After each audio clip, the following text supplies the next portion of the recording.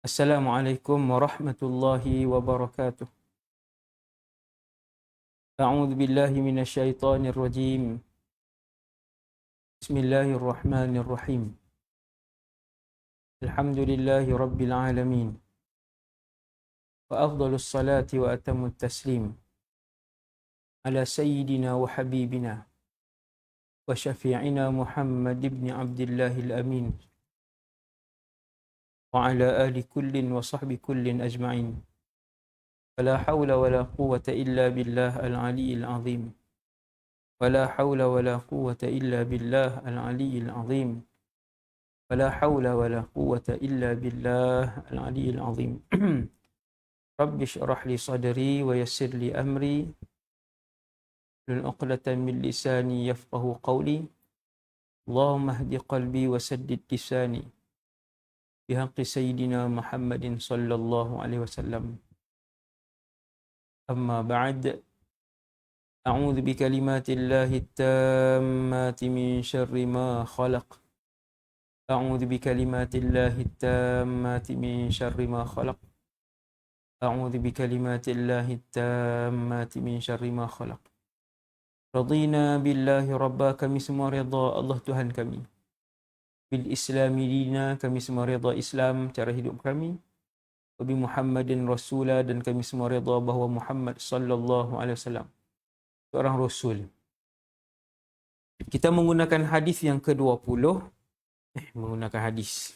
Kita menggunakan kitab hadis 40.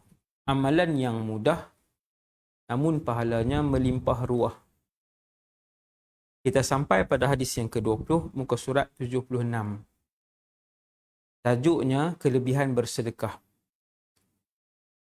Yaqulul musannifu wal mutarjimu rahimahumallah, nafa'ana Allahu bihima wa bi'ulumihima wa bikum fid daraini amin.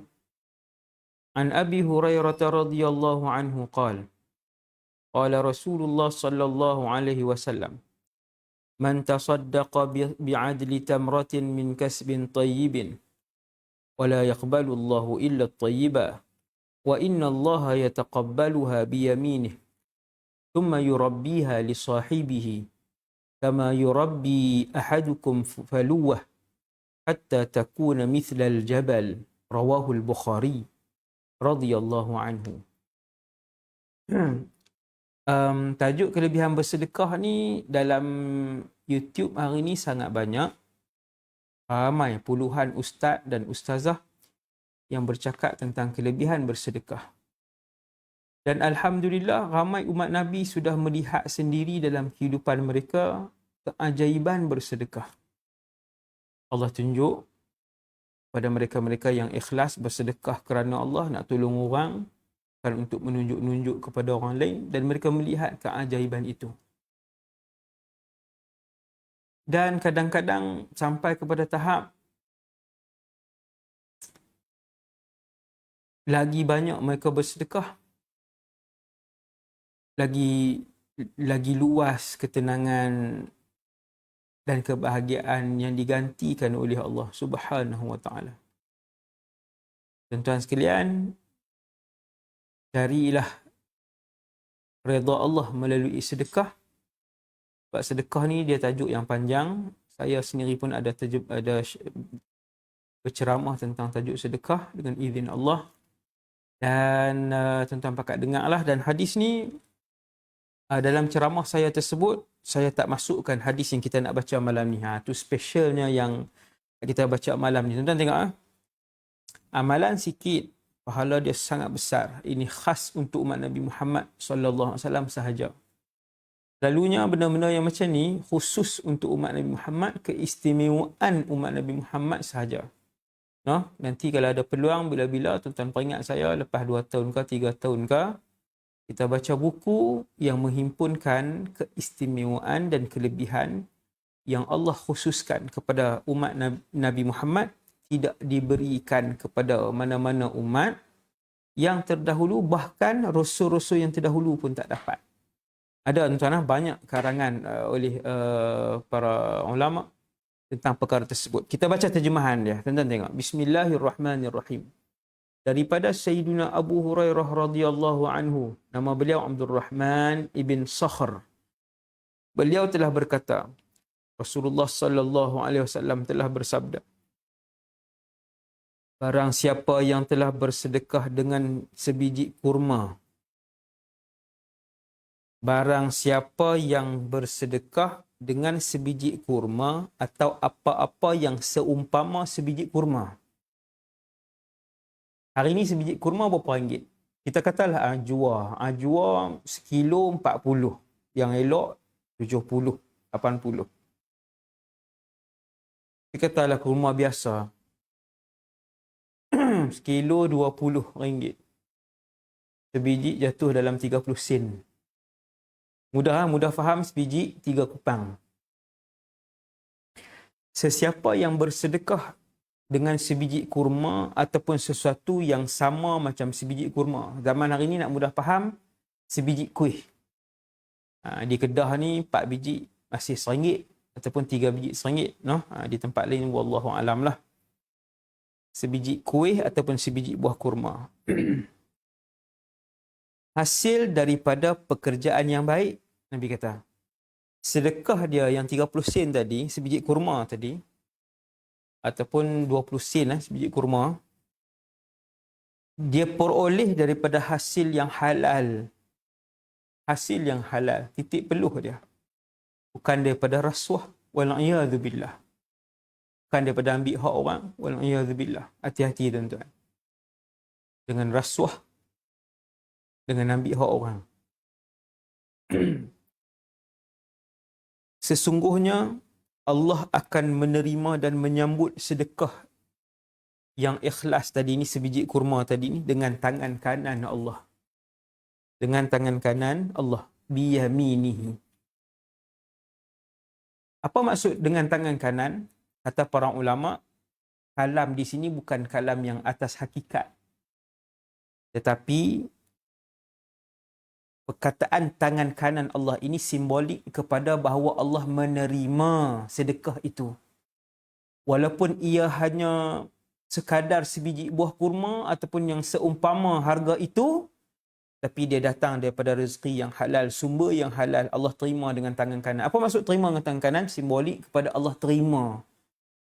Allah menerima perbuatan sedekah itu. Bukan bermaksud Allah mempunyai tangan kanan. Nanti dia akan terbayang tangan kanan, tangan kiri, betis. Kan?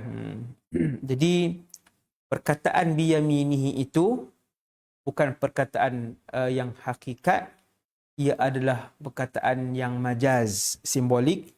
Bahawa, apa maksud tangan kanan? Allah menerima dengan tangan kanan. Maksudnya Allah terima. Allah luluskan. Allah menerima ibadah tersebut. Tak habis lagi hadis ni. Kemudian, Allah terima walaupun benda tu murah ya. Jadi kita tuan-tuan, kalau kita orang susah, tuan-tuan jangan susah hati kalau kita susah. Jangan susah hati. Jangan rasa susah hati kalau kita miskin.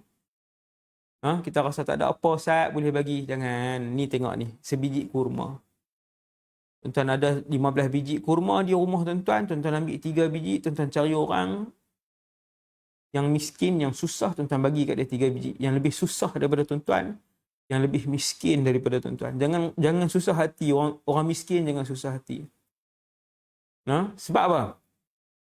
Sebab walaupun benda yang kita sedekah itu seteguk air kosong ataupun sebiji buah kurma, ia tetap bernilai di sisi Allah. Allah terima. Bahkan Nabi sebut dalam hadis ni, semua dengar. Kemudian Allah akan menjaga sedekah itu bagi pihak orang yang bersedekah tadi.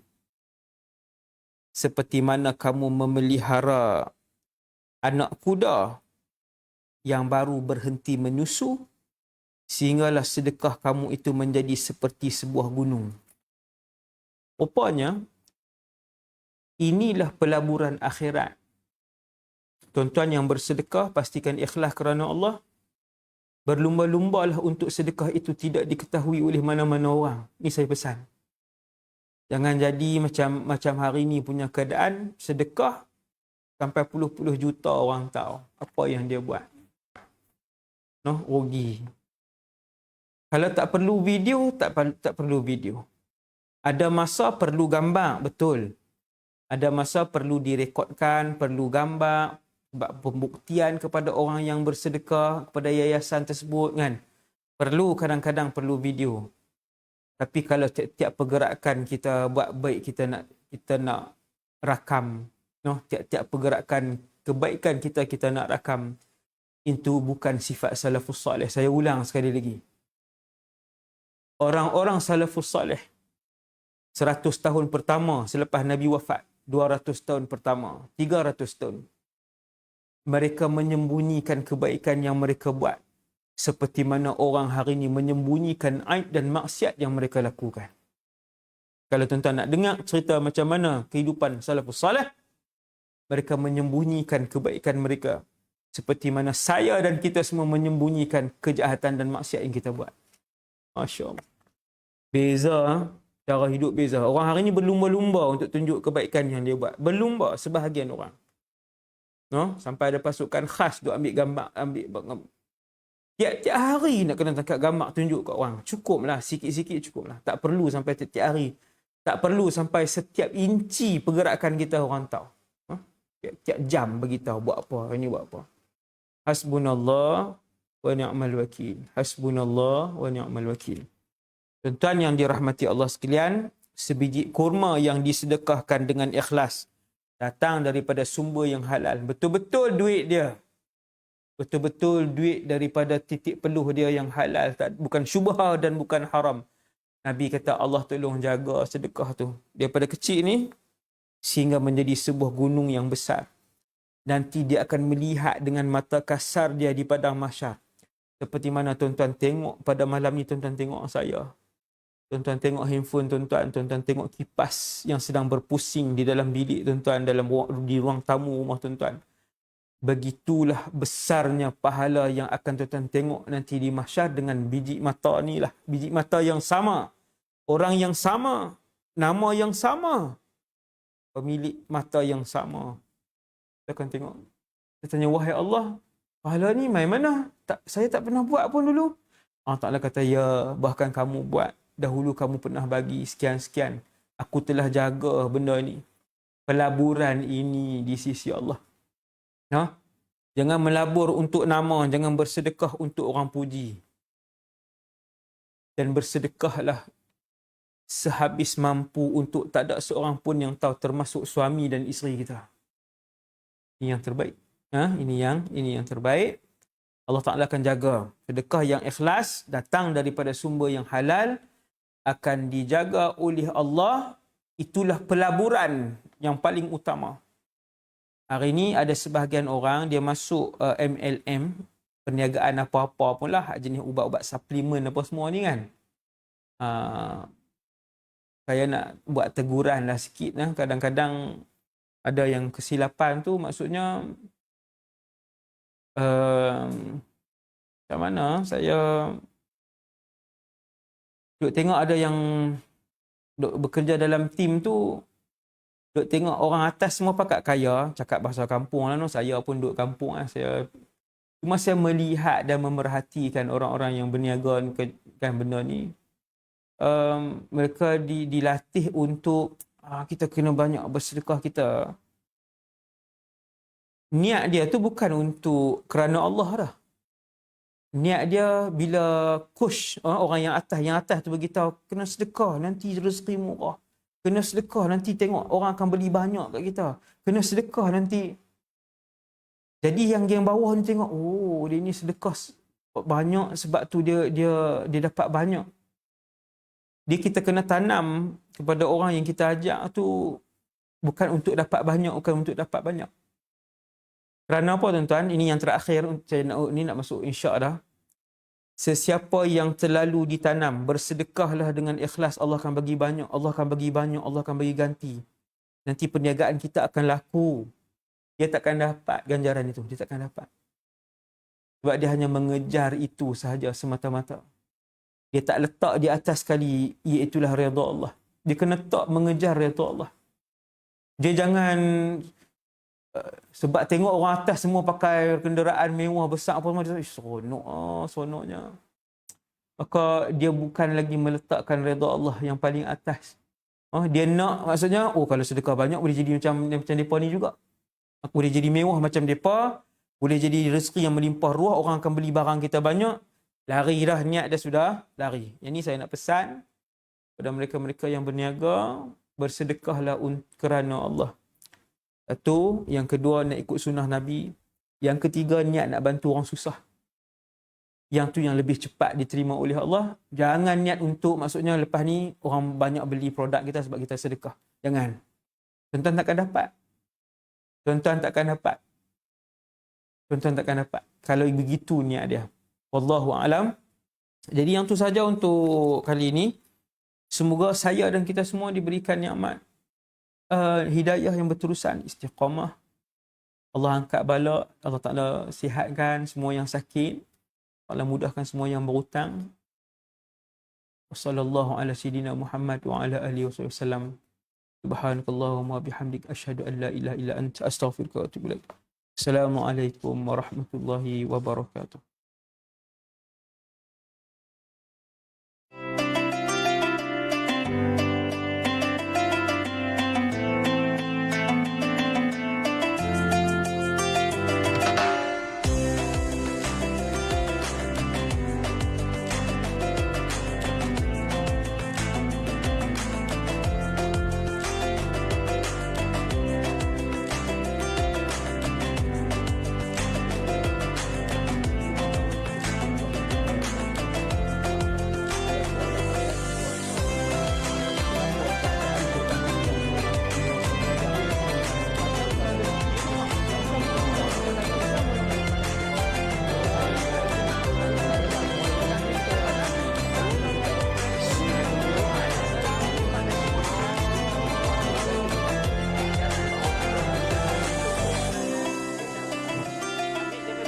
Kemudian tetapi tidak direbut oleh manusia. Namun pada hari